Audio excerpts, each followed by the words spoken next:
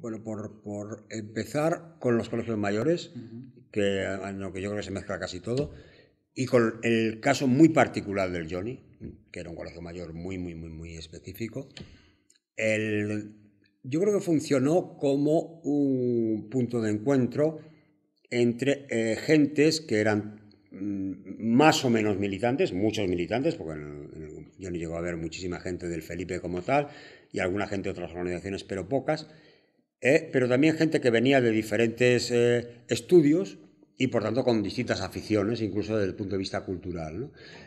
Nosotros teníamos allí, hacíamos foros de debate en el que asistía muchísima gente y pues tú tenías a la gente de filosofía que contaba sus lecturas y sus debates y se juntaban con la gente de económicas que tenía los suyos.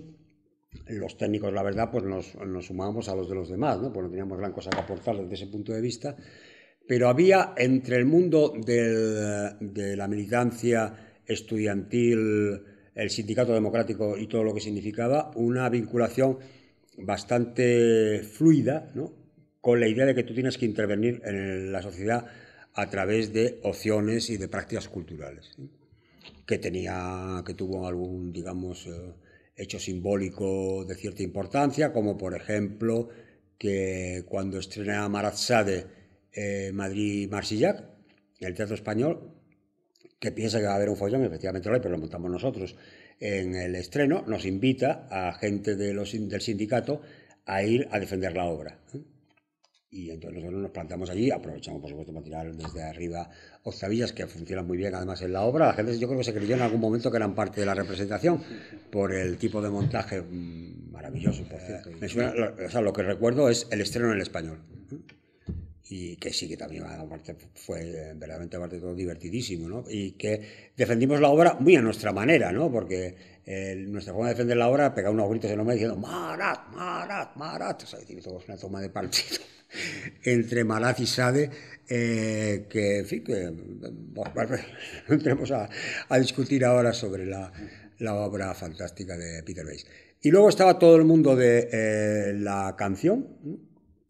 Más que de la literatura y otros, donde yo creo que nos intercambiamos recomendaciones, luego comentaré alguna, pero el vínculo más directo con el mundo de la cultura venía de la canción, pero de la canción politizada. O sea, que por partes se desarrollarían aficiones, la gente que nos gustaba mucho el flamenco, la gente que le gustaba el rock, estaban muy abiertos a todo, ¿no? Pues nos podía gustar los Beatles, pero bueno, lo sentíamos como, sí, una cosa más bien nuestra que de los mayores, pero ninguna de esas cosas. En cambio, la vinculación con el mundo de la canción, que además en aquel caso significaba el mundo de la canción catalana, y por tanto con el catalán, y por tanto un aprendizaje espontáneo, ¿no? Y que era una señal en fin, de militancia, por decirlo así, y saberte letras de canciones, sobre todo en catalán, y no solamente de canciones, también de poemas, ¿no? Porque podemos aprender de corrido poemas, por ejemplo, de Espriu. Así que quizás era una cosa muy Felipe, pero había un vínculo con la cultura catalana como cultura resistente que apreciamos especialmente, ¿no? Y luego hay el recital famoso de Raimon en Madrid, que también es inolvidable desde tantos puntos de vista, pero que representa bien, aparte de lo que es Raimon, Albén, el Diguen No y todo lo que tú quieras, era la vinculación con ese mundo. Por eso no solamente conocíamos a Raimon, conocíamos a Billy Monjó, a Pi de la Serra, y nos tratábamos de aprender canciones de entonces. Y nos venían... la forma de crear el mundo cultural es que sobre eso el Colegio Mayor funcionaba de una manera impresionante. Por ejemplo, un día te encontrabas con un amigo al cual su hermano le había dicho que había un tipo que se llamaba George Brassens que era la hostia. George Brassens. Entonces, como había una curiosidad tan grande, ¿no? Pues entonces no sé cómo alguien te aparecía un día con el disco de Brassens. Hostia, Brassens, de puta madre y tal y cual. Entonces, la transmisión era de ese tipo, ¿no? O sea, todo el que aparecía abriéndote un horizonte entraba bien. O te decían, oye, hay club de jazz en Madrid. Hostia, club de jazz. Y el jazz uno sabía poco menos que las 4 letras, ¿no? Pero ibas al club de jazz. Y allí estaba, pues podía ser Iturralde o estuviera quien estuviera, daba más o menos igual. Era una conexión espontánea por gustos, por afinidades, entre los amigos políticos que tenían cada uno su referencia cultural y entre todos ibas creando un mundo de encuentros, ¿no? Y funcionaban además los cineclub, que además era un sitio de encuentro con las chicas, y entonces ahora entraremos con las cuestiones de género, y que era un lugar de mucha discusión a partir de películas sobre, digamos, salíamos de allí, pues salíamos tratando de ligar más o menos, pero en fin, con los temas puestos sobre la mesa de la discusión que había habido, pues, o podíamos organizar expediciones al cine a defender películas que nos decían que iban a ser criticadas por los fachas, ¿no? Yo recuerdo una bronca monumental en un cine de Madrid con una película por otra parte malísima. Una película, un cortometraje que enlazaba a 4, en el que uno de ellos era de Berlanga, que había sido muy atacado por la derecha porque daba una imagen de España cutre, no sé por qué habían dicho, ¿no? Porque el personaje veía la España fea, no sé qué tal. Y íbamos al cine para, en el momento en que aparecía la protesta correspondiente, que aparecía siempre de lo que podemos llamar la derecha, pues hay una defensa radical de aquella película que se llama Las Cuatro Verdades. Es una película muy mala, que perfectamente olvidable, por otra parte. Así que ya digo que había una especie de ósmosis, ¿eh? Así que era una cultura muy ecléctica en el que el que iba llegando iba aportando sus gustos, ¿no? Yo era un partidario emocional enorme de Vargas Llosa, porque para mí la lectura de La ciudad de los perros había sido una experiencia vital enorme, enorme. O sea, la leí con verdadera pasión, ¿no? Una noche en vela, hasta que la terminé. Así que, pues, imagino cuando contaba, vamos a leer, oye, pues leeros Los Jefes o leeros la Ciudad de los Perros, y luego aquello pues podía entrar como tema de conversación y luego cada uno, digamos, tenía sus aficiones. Yo creo que el mundo, lo más común, lo que compartíamos entre todos era la Nueva Canción. Eso éramos muy militantes de la causa, por decirlo así. No, la revista era, la revista yo creo que teníamos una primera revista, bueno, creo no, teníamos, que se llama, creo, algo así como Acción Estudiantil, que esta era una revista puramente política, de las movidas de la universidad, tal y cual, pero a partir del 68 fundamos esta revista, se llama Barricada, en la que ya hay una componente de lo que podemos llamar crítica a las cuestiones del modo de vida importante. Ya era una revista muy 68ista a nuestra manera, por decirlo así. Salieron solamente, creo que 2 o 3 números. Os puedo traer uno, porque tengo por lo menos uno o dos lo debo de tener por casa. Todavía así guardados como reliquia de la época.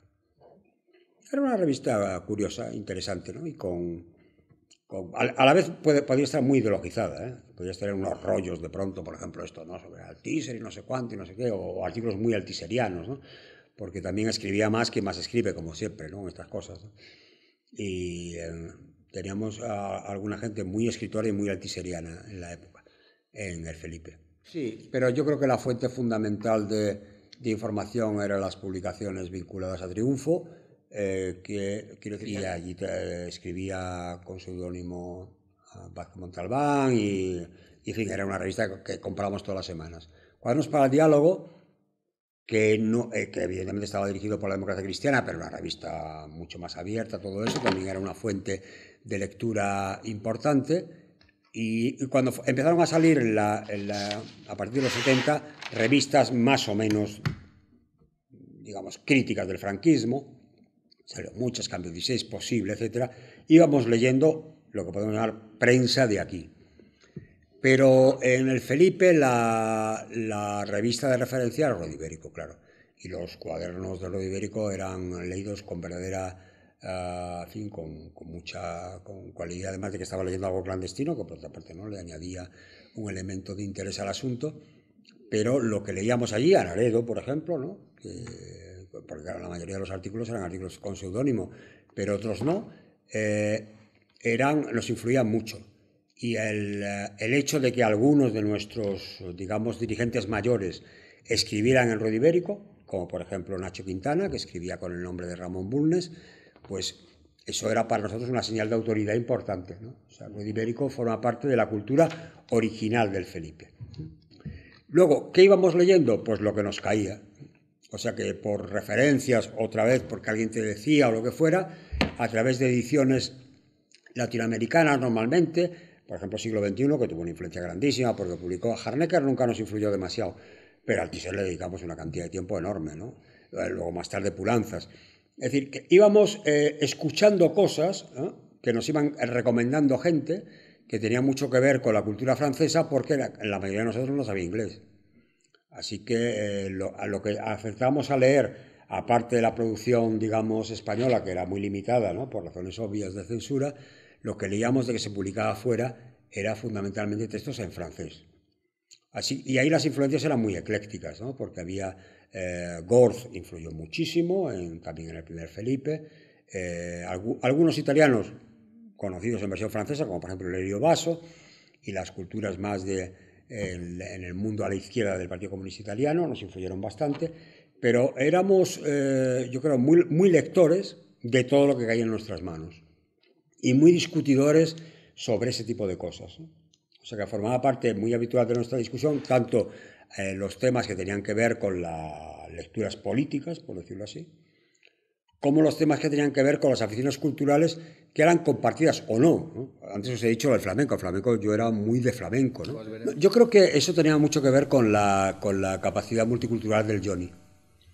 O sea que en el Johnny tú podías tener al lado y además estar muy cerca de él con gente que empezaba a hacer, gente que conocía muy bien el naciente rock, que te podía hablar del mundo de Pete Seeger, de cosas que tú no conocías, como me acuerdo antes del caso de Brassens, porque en este caso era amigo mío, o sea, la gente que te venía hablando de músicas que tú no conocías y las escuchabas, a veces solamente los nombres, a veces la música como tal, porque tenías ocasión de oírla había algún disco y te lo podías escuchar en algún tocadiscos, y luego había gente que era aficionada al flamenco y podías tener al lado a gente del Felipe que no le interesaba para nada el flamenco, pero eso se convivía perfectamente, ningún problema. Mi afición al flamenco entró en el Johnny porque allí había gente, amiga mía, que algunos eran militantes del Felipe y otros no, muy aficionados al flamenco y tomaron contacto con Enrique Morente.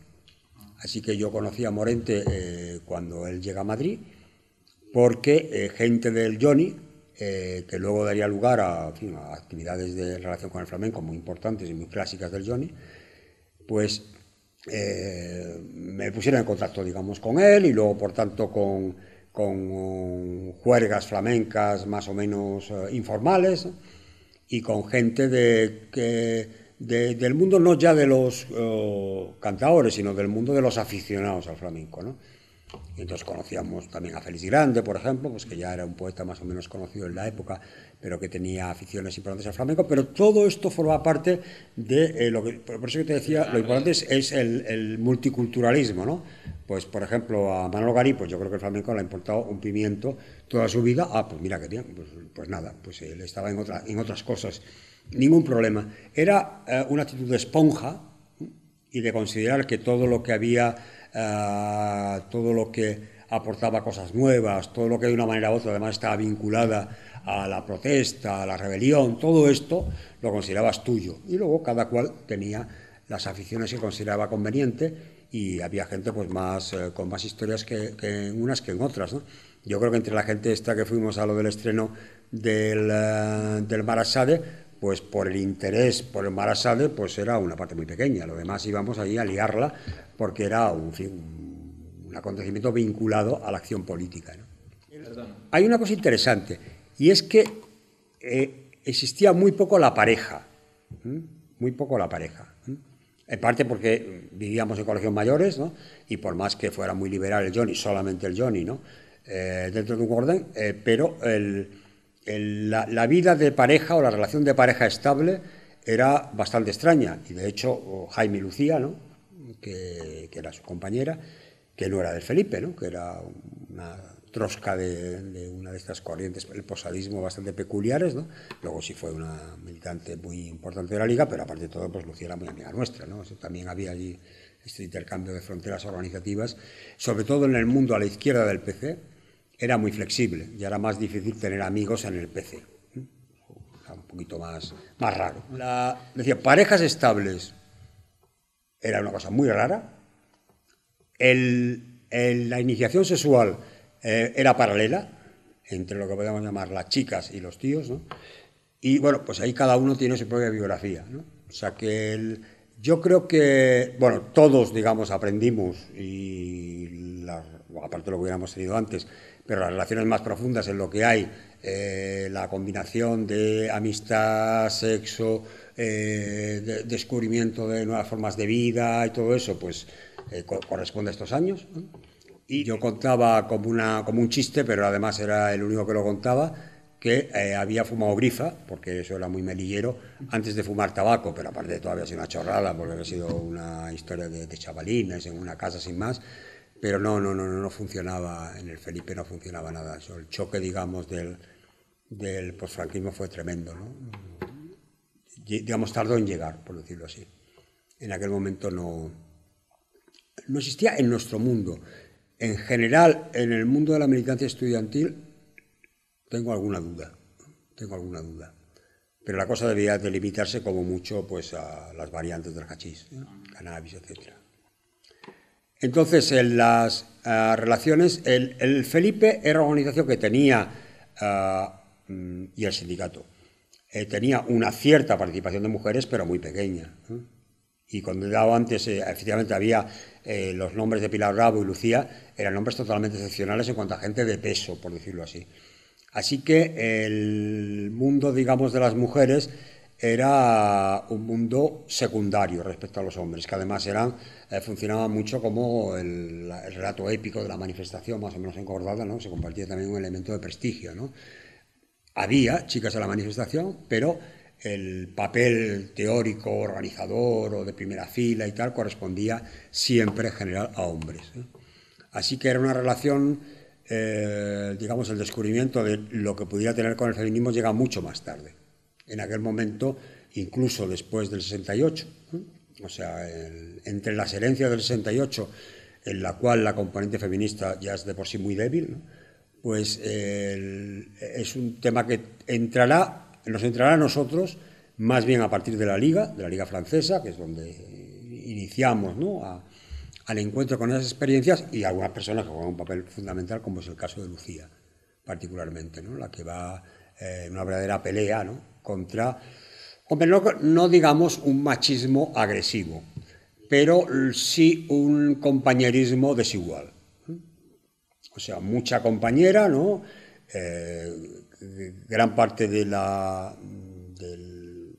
quizás la militancia política menos, porque, por ejemplo, en mi célula, digamos, no había ninguna mujer. Pero cuando salíamos, digamos, de la facultad o de la manifestación o de la asamblea o lo que fuera y volvíamos al mundo de los colegios mayores, allí el cruce era permanente, o sea, todas las tardes estábamos juntos, tíos y tías, ¿no? Y quedábamos para cualquier cosa, ¿no?, que podían ser cosas más serias o podían ser simplemente por relacionarse, salir o tomar cañas o lo que fuera.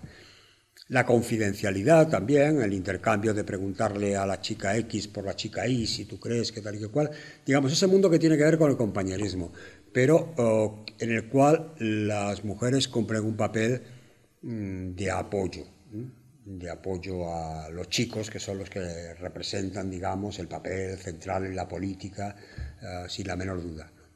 Así que yo creo que no hay, en el caso del Felipe, en ese aspecto nada que signifique un avance. O sea, los avances vendrán después. Y Felipe no aportó nada de particular. Porque nos vamos a pisos porque queremos irnos a pisos.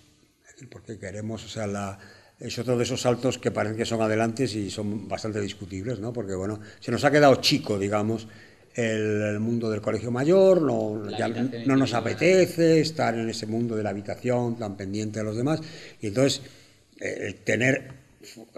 coger piso era también un símbolo de madurez, por decirlo así, ¿no? Y normalmente los pisos están divididos por géneros, por cierto, ¿no?, lo que da una idea de la inmadurez del asunto. Así que hay los pisos de tíos y los pisos de tías, o hay los cruces que pueda haber, pero en la mayoría de las casas donde hay chicos no hay chicas.